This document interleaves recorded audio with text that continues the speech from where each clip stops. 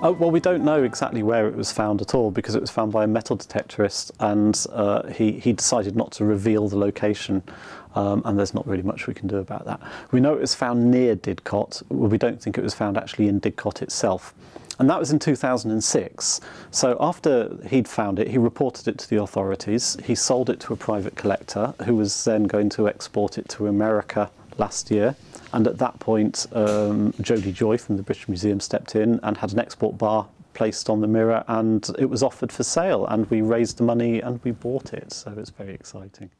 So the first thing we did when it was in our hands was we took it to Didcot and we put it on display for the day in Didcot so the local people could see it. That was its very first public outing. It's been on display since then as well in the Oxfordshire Museum in Woodstock, and we started doing some research on it. We got a grant from the HEIF to pay for some research, and we've taken a couple of samples which are being analysed by Peter. Much of the past 40 years I've been researching the applications of metallurgy, particularly physical metallurgy, in archaeology. Everything that has happened to that metal since the bronze left the crucible leaves traces that you can identify with various sorts of microscopy and interpret.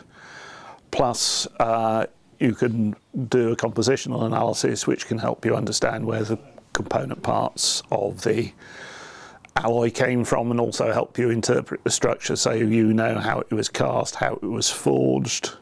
You can find out, look at the surface, find out how it was finished.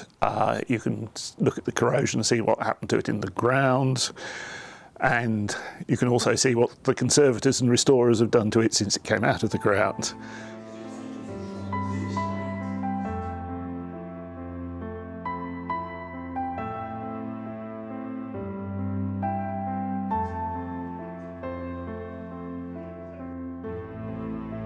Well, we've thought about this long and hard, and we consulted with a lot of people, as there are non-destructive ways of analysis that you can use on metals.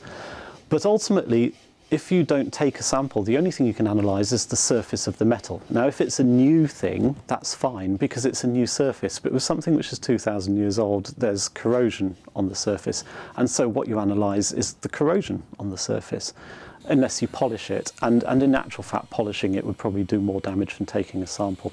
And the samples are so small that it's quite difficult to notice that they've been taken at all, I think.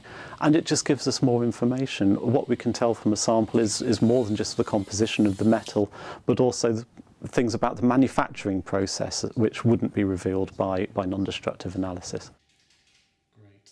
So you can write a biography for it, and if you have enough similar objects, you can pool the biographies and make a bigger story.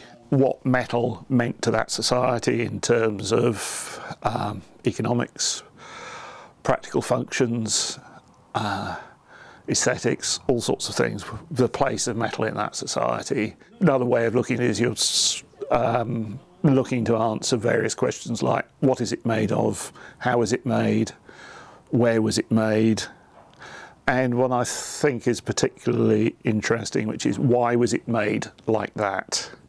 We don't know an awful lot about exactly where the mirrors fit in Iron Age iron production, and people have focused on the patterns and the decoration, but very few have been analysed. I've done a few, the British Museum have done a few.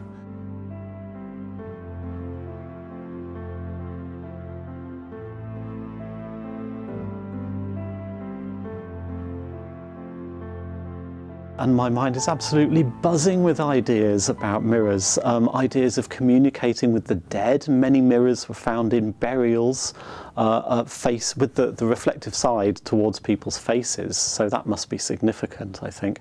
I think mirrors were probably, in the Iron Age, they were probably high status objects that may belong to the nobility. And one has to remember that they are a bit like coins, they're two-sided. And that the magic of seeing reflections was, in a sense, encapsulated by the magical art on the rear of the mirror. So I think the two sides really spoke to each other and gave their kind of frisson of magic, as it were. It was just a superb piece. and it's so whole, it's so perfect, and for that to come up just as a kind of chance find, as it were, it immediately begins to make you think of all sorts of stories associated with it. It's a very evocative artefact. It's so different from a sort of pot or an iron knife or something.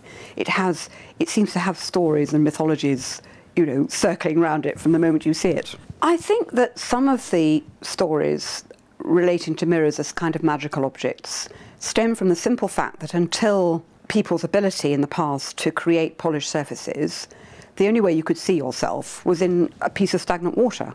So I think the fact that you could actually look at yourself made people think about doppelgangers and doubles, and of course you don't only see yourself, but you see what's behind you.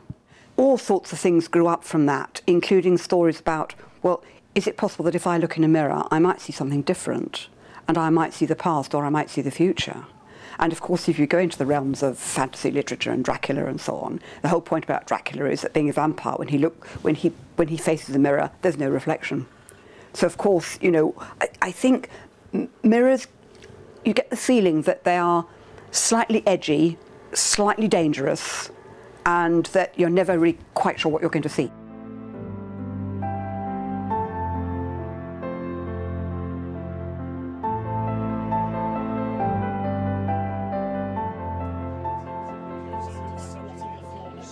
And the really exciting thing is, I think that we're getting to compare it to the Pegston mirror, which is found in Bedfordshire now as well, because the two are so similar, the designs are so similar.